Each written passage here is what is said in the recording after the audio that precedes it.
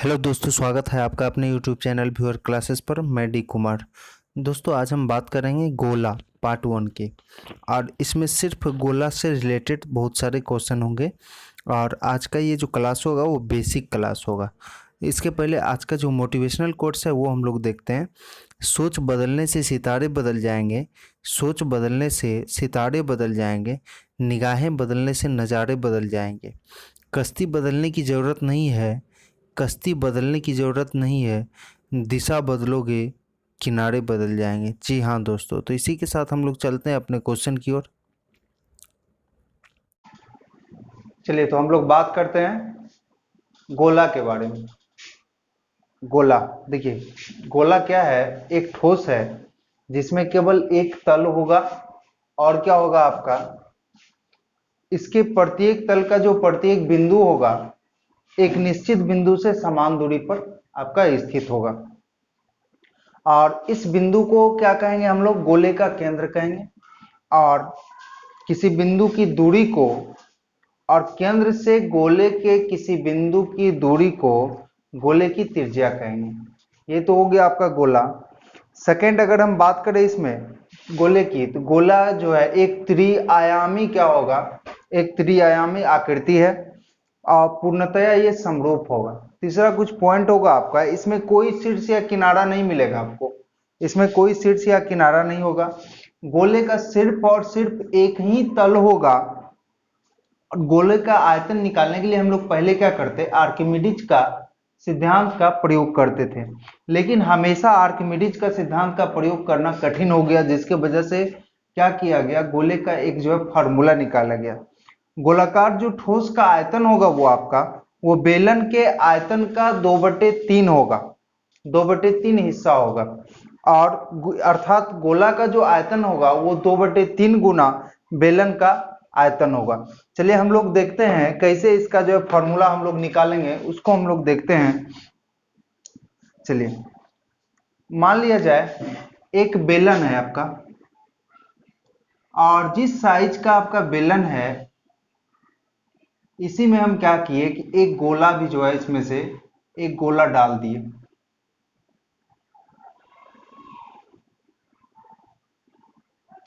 इसमें जो है एक आपका गोला डाल दिया गया है।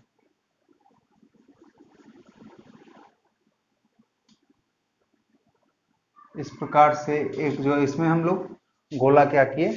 डाल दिए। अब देखिए, तो यहां से क्या क्या मिलेगा? ये बेलन का जो आर होगा, यहाँ पर ये बेलन का जो आर होगा, और अगर हम यहाँ से गोले की आर बोले तो ये दोनों आपस में क्या होगा? समान होगा। यहां से हम लोग आएंगे तो ये भी आर और ये भी आर होगा। लेकिन यही चीज गोला के लिए आपका ऊंचाई कहलाएगा, जो कि R plus R equal to क्या हो जाएगा? 2r। यानी गोला का जो ऊंचाई हो जाएगा h बराबर क्या काम करेगा आपका? 2r। तो अभी हम बोले कि गोला का आयतन बराबर क्या होगा? 2/3 गुने बेलन का आयतन। बेलन का आयतन, तो 2/3 गुने बेलन का आयतन क्या होता है? तो पाई आर स्क्वायर एच।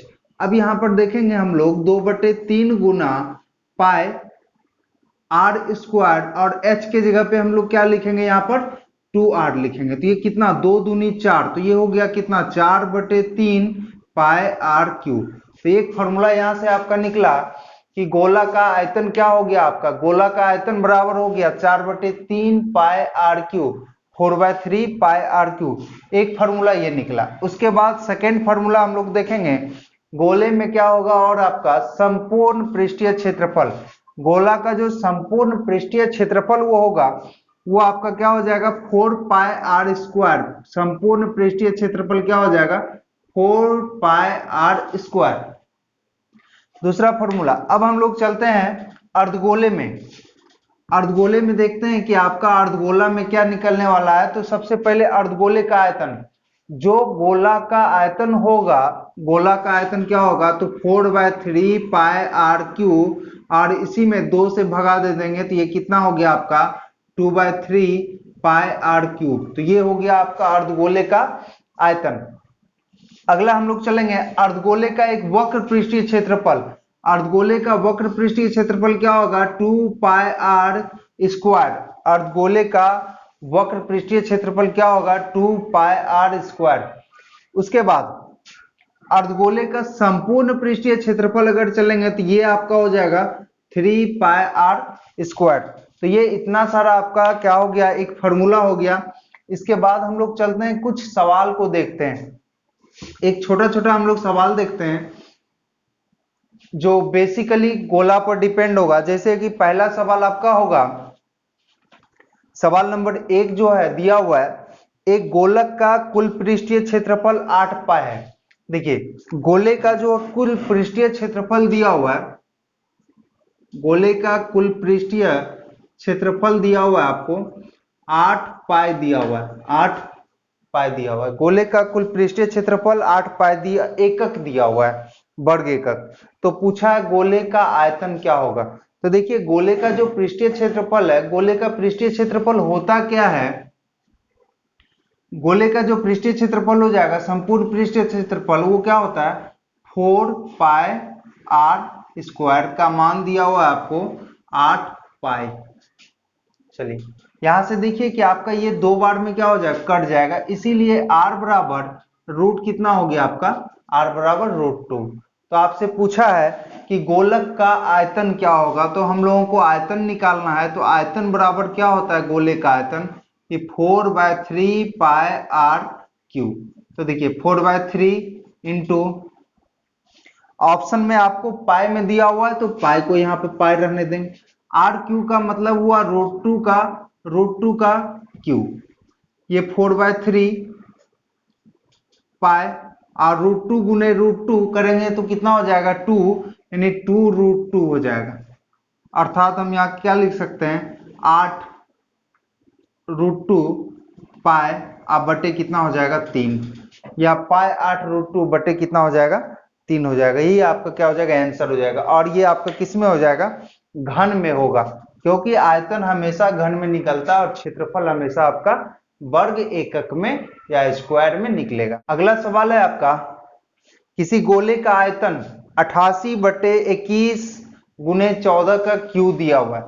आयतन का मतलब हुआ कि 4/3, इसको हम क्या लिख सकते हैं 4/3πr³ का मान दिया हुआ है आपका है 88/21 गुने 14 का क्यू दिया हुआ है।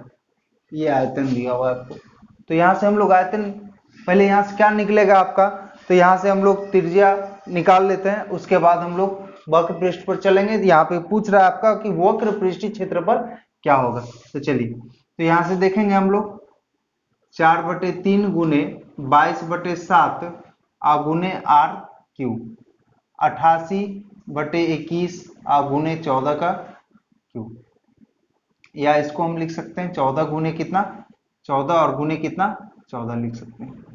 चलिए 7 से ये 3 बार में कट गया, 22 चौक 88, ये कैंसिल हो गया आपका, और उसके बाद ये 3 भी कैंसिल हो गया। तो यहाँ से r³ का मान कितना हो गया 14 गुने 14। तो इसीलिए r बराबर ये घन में आ जाएगा इधर, यानी 14 गुने 14 और गुने कितना हो गया 14। तो r का मान कितना हो गया आपका 14। चलिए r का मान हो गया। सवाल में पूछा है कि वक्र पृष्ठ क्षेत्रफल ज्ञात करें। तो गोले का वक्र पृष्ठ क्षेत्रफल क्या होता है 4πr²। तो यहाँ पे 4 इंटू ये 22/7 और गुने क्या हो जाएगा 14 गुने कितना हो जाएगा 14। तो ये हो गया आपका 7 दूनी 14, तो 22 चौक 88 और 88 दूनी 176 और गुने कितना हो जाएगा 14। जब इसको आप गुना करेंगे 84 4 8 बचा 98 8 कितना हो गया 106 10 2464। ये आपका क्या निकलेगा 2464 हो गया आपका centimetre square, 2464 centimetre square. Option number क्या हो जाएगा, ऑप्शन नंबर आपका डी हो जाएगा। चलिए अगला सवाल है, 3 ठोस गोलों की त्रिज्याएं क्रमशः r1 r2 और 3 है। इन गोलों को बड़ी त्रिज्या वाला एक ठोस गोला बनाने के लिए गलाया गया, तो नए गोले का त्रिज्या क्या होगा। तो देखिए सबसे पहले बड़ा त्रिज्या, बड़ा का आयतन हम लोग ले लेंगे 4/3 pi r Q equal to, और बोला है कि 3 गोला है, चलिए तीनों को ऐड करते हैं, 4/3 पाई, और तीनों का जो एक का R1 दिया हुआ है, ये R1 क्यू प्लस क्या हो जाएगा R2 क्यू प्लस क्या हो जाएगा R3 क्यू। अब यहां से आपका देखिए ये वाला मान और ये वाला मान कैंसिल हो गया, तो हमको निकालना R है, तो यहाँ पे R बराबर क्या लिख सकते हैं, घन के अंदर क्या हो जाएगा R1 Q plus R2 Q plus क्या हो जाएगा R3 क्यू। या ये Q है, अगर इसको हम इधर ले जाएं तो इसको इस प्रकार ना लिख करके R1 Q plus R2 Q plus R3 Q, इस पर हम क्या करेंगे पावर 1/3 कर देंगे। तो यहां से आपका क्या निकलेगा, R का वैल्यू बड़ा वाला जो त्रिज्या है उसका क्या निकलेगा R1 Q plus R2 Q plus R3 Q पर पावर 1/3। तो यही आपका आंसर हो जाएगा, जो कि आपका सी नंबर ऑप्शन में दिया हुआ है। चलिए अगला सवाल है आपका, एक गोले का व्यास दूसरे गोले का व्यास का 2 गुना है। देखिए 2 गोला है, पहला गोला, एक गोले का व्यास दूसरे गोले के व्यास का 2 गुना है। तो चलिए अगर हम यहां पर मान लें इसका व्यास अगर d है, एक गोले का व्यास दूसरे गोले के व्यास का 2 गुना है, अगर ये d है तो ये कितना हो जाएगा 2d, ये हो गया d, तो ये कितना हो गया 2d, ये क्या है आपका व्यास है। अब देखिए अगर हम लोग त्रिज्या में आएंगे तो ये कितना हो जाएगा d/2 त्रिज्या, और ये कितना हो जाएगा 2d/2, तो ये 2 2 कैंसिल, तो हुआ क्या आपका d, ये क्या निकला आपका त्रिज्या निकला। चलिए ये त्रिज्या d है और ये d/2 हो गया। अब सवाल कह रहा है कि पहले का वक्रित सतही क्षेत्रफल, यानी पहले का जो वक्र सतह क्षेत्रफल होगा इसका, तो वक्र सतह क्षेत्रफल क्या होता है 4 पाई r स्क्वायर होता है, तो r के जगह पे हम क्या करेंगे d का स्क्वायर। ये पहले का वक्र सतह क्षेत्रफल दूसरे के आयतन के संख्या की दृष्टि से बराबर है। दूसरे का आयतन, तो गोले का आयतन 4/3 पाई r क्यू, यानी d/2 का क्या करेंगे यहाँ पर क्यू कर देंगे। तो सवाल में कह रहा है कि पहले गोले की त्रिज्या का संख्यात्मक मान क्या होगा। चलिए यहां से देखिए आप 4 पाई और ये 4 पाई कैंसिल हो गया। अब यहाँ पर d स्क्वायर इक्वल टू, यहाँ पर हम क्या लिख सकते हैं 3 गुने d स्क्वायर गुने d, अब बटे कितना कर देंगे 2 दूनी 4 दूनी 8 कर देंगे, और यहाँ पर जो है ये क्या हो जाएगा 1/3, ये 1/3 हो जाएगा, ये वाला 1/3 d स्क्वायर इंटू d। अब ये d स्क्वायर कैंसिल हुआ, तो 8 दिया 24 बराबर क्या आया d। तो सवाल में आपसे पूछा है कि पहले गोले की त्रिज्या का संख्यात्मक मान, तो पहला गोला का त्रिज्या आप कितना निकाले हुए d, तो d का वैल्यू कितना 24, तो आंसर कितना हो जाएगा 24। अगर ये पूछता कि दूसरे गोले की त्रिज्या कितनी है, तो d/2 अर्थात 24/2 कितना हो जाता है आपका 12 हो जाता है। देखिए आपका सवाल है 4 सेंटीमीटर व्यास वाले लेड के गोले को स्वर्ण से कवर किया जाता है, यदि स्वर्ण और लेड का आयतन दोनों का बराबर हो तो स्वर्ण की मोटाई लगभग कितनी है। और यहाँ पर बोला है कि घन √2 का वैल्यू बोला है 1.259। चलिए तो यहाँ पर हम लोग क्या करेंगे, दोनों के बीच का बोला है, अर्थात बीच का जब हम लोग निकालेंगे तो क्या फॉर्मूला यूज करेंगे 4/3 pi r square r Q, अब माइनस क्या हो जाएगा r क्यू इक्वल टू में 4/3, दोनों का आयतन समान है तो 4/3 पाई और r क्यू, ये हो जाएगा आपका। तो यहां पर देखिए क्या बोला है सवाल में 4 सेंटीमीटर व्यास है, तो त्रिज्या कितना हो जाएगा आपका 2 सेंटीमीटर, और स्वर्ण और लेड दोनों का आयतन बोला है क्या बराबर होगा।